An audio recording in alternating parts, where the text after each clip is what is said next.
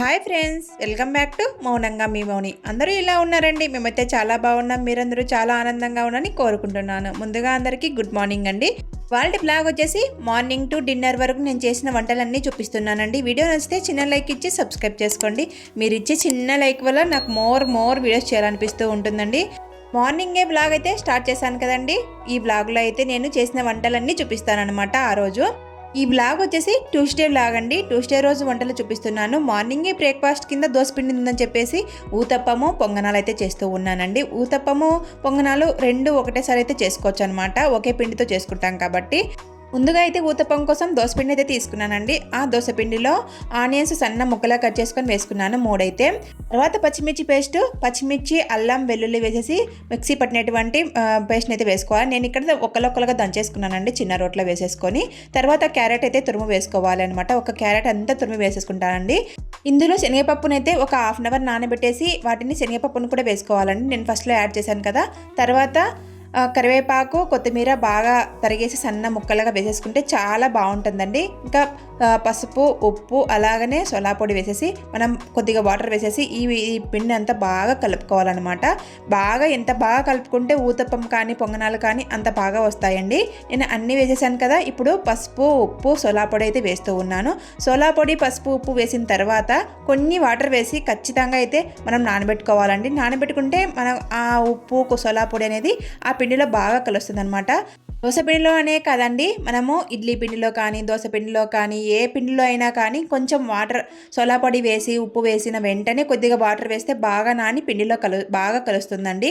నేను అలానే చేస్తానన్నమాట. చూడండి, బాగా కలిపేస్తే ఒక తిప్పేస్తే మనం కలపడము బాగా కలిసిపోతుందండి పిండిలో అయితే. నేను ఇక్కడ కలిపేసిన తర్వాత ఊతప్పం అయితే వేస్తూ ఉన్నానండి. మార్నింగే పొంగనాలు లేటుగా అవుతాయని చెప్పేసి ఇక్కడ ఊతప్పం అయితే వేస్తూ ఉన్నానండి. సహస్రకి అయితే మార్నింగే వెళ్ళిపోతుంది కదా, తనకైతే లేట్ అవుతుందని చెప్పేసి ఊతప్పం అయితే వేస్తూ ఉన్నాను. ఊతప్పం కూడా చాలా ఈజీగా వేసుకోవచ్చండి. మనము దోశలు ఎలా వేస్తామో అలానే వేసుకోవాలి. ముందుగా ఆనియన్ కొద్దిగా ఆయిల్ వేసేసి బాగా పట్టించేసానండి పెన్నానికైతే. మనం అలా చేస్తే మనం దోశ వేసేటప్పుడు ముందుగా బాగా అతుక్కోకుండా పెన్నానికి బాగా వస్తుందని చెప్పేసి కొంచెం ఆయిల్ అలాగనే ఆనియన్ బాగా పట్టిస్తాను అనమాట. తర్వాత దోసపిండి అంతా కూడా స్ప్రెడ్ చేసేసాను. స్ప్రెడ్ చేసిన తర్వాత 1 టేబుల్ స్పూన్ ఆయిల్ వేసేసి బాగా మూత పెట్టేయాలండి. అప్పుడే మనకు ఊతప్పం అనేది బాగా పొంగి బాగా టేస్టీగా ఉంటుందన్నమాట. మనము ఒక 5 మినిట్స్ లో టు మీడియం ఫ్లేమ్లో పెట్టి బాగా మగ్గించుకుంటే ఆ ఊతప్పం అనేది బాగా కాలిపోయి బాగా టేస్టీగా వస్తుందన్నమాట. నేను ఇక్కడ చూడండి ఒక 5 నిమిషాల తర్వాత బాగా టర్న్ చేసుకున్నానండి. ఎంత బాగా కాలిపోయిందో చూడండి ఊతప్పం అనేది. మనకు ఏ పన్నానికైనా దోశలు రాకుండా అతుక్కుపోతాయి అనుకోండి, కడిగిన వెంటనే మనము కొద్దిగా ఆయిల్ వేసేసి ఆనియన్ పట్టిస్తే చాలా బాగా వస్తాయండి. ఏ పెన్నంలో అయినా దోశలు కానీ ఏదైనా కానీ చపాతీ కానీ. ఇలా నేను ఒక దోశ అయితే వేసాను కదండి, ఊతప్పం దోశ. మళ్ళీ నెక్స్ట్ 2వ దోశ అయితే వేస్తూ ఉన్నాను. ఇలా దోశలన్నీ వేసిచ్చానమాట. పాప అయితే తినేసి స్కూల్కి అయితే వెళ్ళిపోయిందండి. తర్వాత పొంగనాలు అయితే వేసానండి. ఇటు సైడ్ గ్యాస్ స్టవ్ మీద అయితే పుదీనా వాటర్ అయితే పెట్టేశానండి. ఆ పుదీనా వాటర్ కూడా అదే వెయిట్ లాస్లో ఉన్న వాళ్ళైతే రోజు ఒక వాటర్ తీసుకోవాలని చెప్పాను కదండి, డీటాక్స్ వాటర్ కింద. ఈరోజు డీటాక్స్ వాటర్ కింద అయితే పుదీనా వాటర్ అయితే తీసుకుంటున్నాను అనమాట. పుదీనా వేసేసి బాగా నీళ్ళు వేసేసి ఉడకబెట్టేసుకోవాలండి 1 నిమిషం పాటు. అప్పుడే మనకు పుదీనాలో ఉండే పోషకాలన్నీ వాటర్లోకి దిగుతాయి అన్నమాట.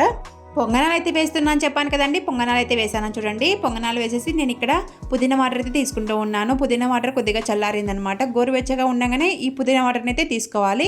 అప్పుడే మనకు ఆ పుదీనా వాటర్ బాడీలోకి వెళ్ళిపోయి మన బాడీలో ఉన్న కొవ్వు పదార్థాలని కరిగించడానికి ట్రై చేస్తుందండి. అందుకోసం గోరువెచ్చగా ఉన్నప్పుడే మనం తీసుకోవాలి. ఇంకా ఈ వాటర్లో నిమ్మకాయ కలుపుకొని కూడా తాగొచ్చు అనమాట. నేను ఇటు సైడు పొంగనాలు అయితే వేసాను కదండి. పొంగనాలు అయితే టర్న్ చేస్తూ ఉన్నాను. పొంగనాలు వేసిన తర్వాత వాటిపైన మూత పెట్టేసి మనం మంటను సిమ్లో పెట్టేసి మనం చేసుకుంటే పొంగనాలు అయితే టేస్టీగా వస్తాయి, పొంగుతూ వస్తాయండి.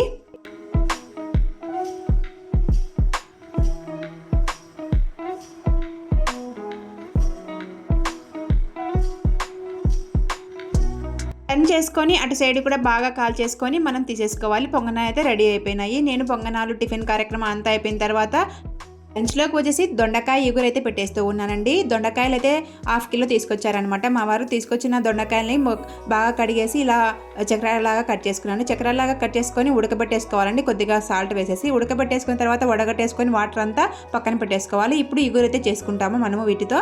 ముందుగా స్టవ్ ఆన్ చేసి స్టవ్ మీద గోలం అయితే పెట్టేయాలండి. గోలంలో 2 టేబుల్ స్పూన్ల ఆయిల్ అయితే వేసుకోవాలి. ఇందులో ఆవాలు, జీలకర్ర, మనము ఒక ఆనియన్ అయితే సన్న ముక్కలా కట్ చేసుకొని వేసేసుకోవాలన్నమాట. వీటిని దోరగా వేయించేసుకోవాలి. ఈ దొండకాయ మన హెల్త్కు చాలా మంచిదండి. దొండకాయ తింటే మందబుద్ధి వస్తుంది అంటూ ఉంటారు, అది నిజం కాదనమాట.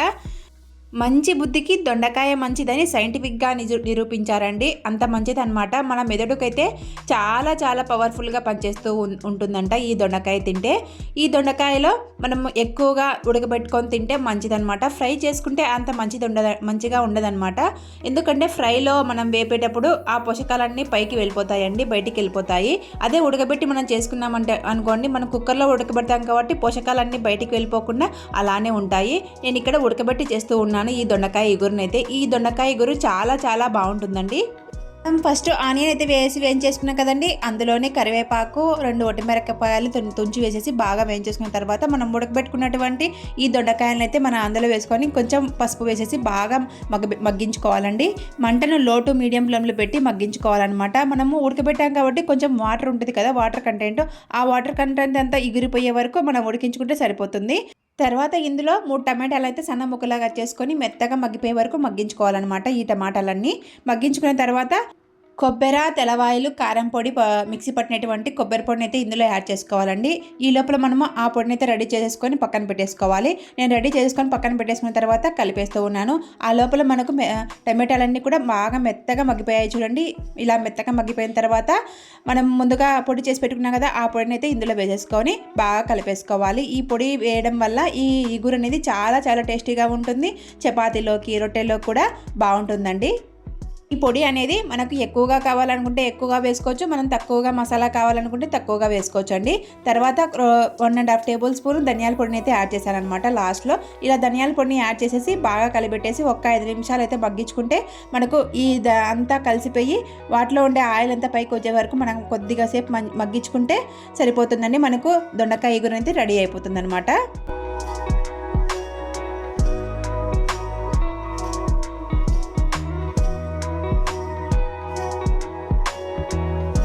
లంచ్లోకి దొండకాయ కూర కూడా రెడీ అయిపోయిందండి. ఫ్రిడ్జ్లో కొద్దిగా పప్పు ఉంది, ఆ పప్పు ఈ రైస్ పెట్టేసుకొని మేము తినేస్తామన్నమాట. ఎలాగో పెరుగు ఉంటుంది కదా, ఆ పెరుగుతో కానిచ్చేస్తామన్నమాట. నేను ఈ దొండకాయ ఇగురు కాకుండా వేరే కూర చేశాననుకోండి, ఫ్రిడ్జ్లో పప్పు అలానే ఉండిపోతుందండి 2 రోజులు పెట్టినా కూడా. అందుకోసం 2 రోజులు పెట్టినవి తినకూడదు అని చెప్పేసి మరుసటి రోజే అయిపోవడానికి ట్రై చేస్తూ ఉంటామండి. అలా ఏదైనా పప్పు కానీ ఏదైనా పులుసు కానీ మిగిలినప్పుడు ఇలా ఒక కూర చేసేసుకుంటే మనకు సరిపోతుందని చెప్పేసి నేను ఇలా చేస్తూ ఉంటాను. మార్నింగ్ వంట అయిపోయిన తర్వాత ఇక్కడ నెక్స్ట్ డేకి నేను మిల్లెట్స్ దోశకైతే వేస్తూ ఉన్నానండి. మిల్లెట్స్ దోశకు ఎక్కువసేపు నానాలు కాబట్టి మార్నింగే నానబెట్టుకోవడానికి ట్రై చేస్తూ ఉంటాను. వంట అయిపోయిన తర్వాత కానీ వంట కంటే ముందు కానీ నానబెట్టుకోవడానికి ట్రై చేస్తూ ఉంటాను. నేను ఇక్కడ 3 రకాల మిల్లెట్స్ తీసుకున్నానండి. అలాగనే జొన్నలు, మినపప్పు, 2 టేబుల్ స్పూన్ల మెంతులు, అలాగనే కాబోలు శనగలు ఉంటాయి కదా, ఆ కాబోలు శనగలు కూడా వేసాను అనమాట. అన్నీ బాగా కడిగేసి 2-3 సార్లు బాగా కడుక్కోవాలండి, మట్టి అంతా ఉంటుంది. అలా 3 సార్లు కడిగిన తర్వాత వాటర్ వేసేసి నానబెట్టేసుకోవాలి. ఒక 8 అవర్స్ వరకు నానాలన్నమాట ఈ మిల్లెట్స్ అనేవి. అప్పుడే మనకు పిండి అనేది మెతువుగా వస్తుంది, దోశలు కూడా బాగుంటాయండి. అవి నానబెట్టేసి పక్కన పెట్టేసానండి. వాటితో పాటు నేను ఇక్కడ అలసందలు ఉంటాయి కదా, అలసంద గుగ్గులు చేసుకుంటారు, ఆ అలసందలు అయితే నానబెట్టేసానండి. స్నాక్స్ కింద ఉడకబెట్టేసి తర్వాత వేద్దామని చెప్పేసి. నేను తీసుకున్న అలసందలు నాటువి అనమాట. నాటువి కాబట్టి అలా ఉన్నాయండి. మనము హైబ్రిడ్ తీసుకుంటే బాగా తెల్లగా పెద్దగా ఉంటాయండి. నేను నాటువి తీసుకున్నాను కాబట్టి సన్నగా ఉన్నాయండి. నేను ఈ అలసందల్ని లంచ్ తిన్న తర్వాత నానబెట్టేసుకుంటే చక్కగా 4 గంటల పాటు నానిపోతాయి, బాగా ఉడికిపోతాయి అన్నమాట. ఒక 3 విజిల్స్కే ఉడికిపోతాయండి మనకి ఇక్కడ. నేను నానిన తర్వాత కుక్కర్లో వేసేసి 3 విజిల్స్ అయితే పెట్టేశాను, కొద్దిగా కల్లుప్పు వేసేసి. ఎంత మెత్తగా అయిపోయాయో మీరే చూశారు కదా, ఫస్ట్లో చూపించాను మెత్తగా ఉడికిపోయాయని చెప్పేసి. వీటిని అయితే తర్వాత వేస్తూ ఉన్నాను. ముందుగా కడాయి పెట్టాయండి. కడాయి అంటే అర్థం కదండి, గోలం అయితే పెట్టేశాను అనమాట.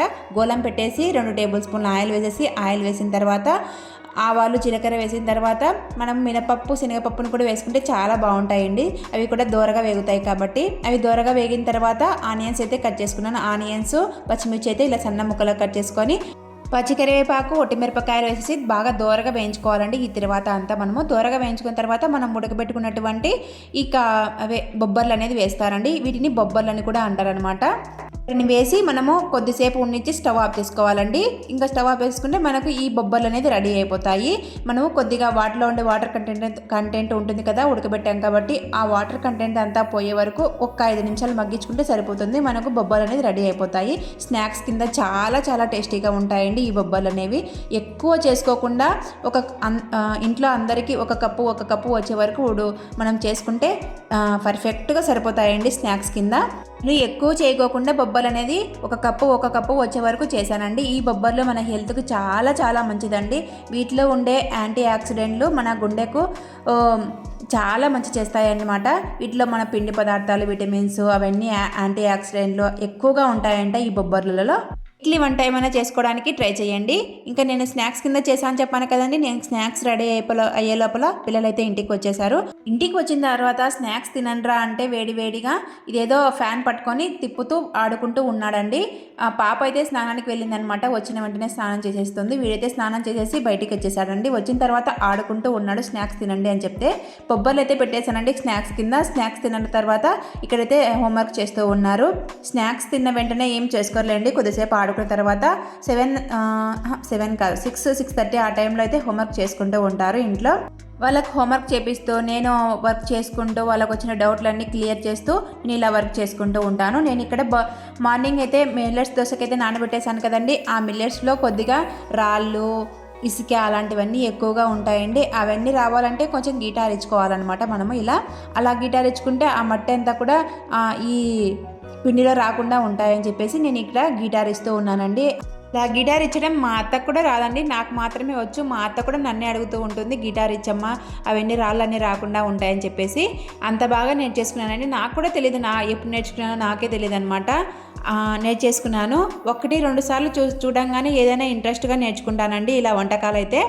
ఇలా వంటకాల్లో పెట్టిన ఇంట్రెస్ట్ చదువులో పెట్టింటే ఏ ఐఏఎస్ ఏ ఐపీఎస్ అయ్యేదాన్ని అనిపిస్తూ ఉంటుందని నేను వంట చేసుకున్నప్పుడల్లా అంత బాగా ఇంట్రెస్ట్ పెట్టి వంట చేస్తానండి. చాలా టేస్టీగా కూడా కుదురుతాయి అన్నమాట. నేను వంట చేసేటప్పుడు అన్నపూర్ణాష్టకం చదువుతానని చెప్తాను కదండి, మీకైతే అందరికీ తెలుసు. అన్నపూర్ణాష్టకం చదివేసి వంట అయితే స్టార్ట్ చేశానండి. ఇక్కడ మిల్లెట్స్ దోశకైతే మిక్సీ పట్టేస్తూ ఉన్నాను. వీడియో నచ్చితే చిన్న లైక్ ఇచ్చి సబ్స్క్రైబ్ చేసుకోండి. మరొక మంచి వీడియోతో మళ్ళీ కలుస్తాను. ఉంటానండి, బాయ్.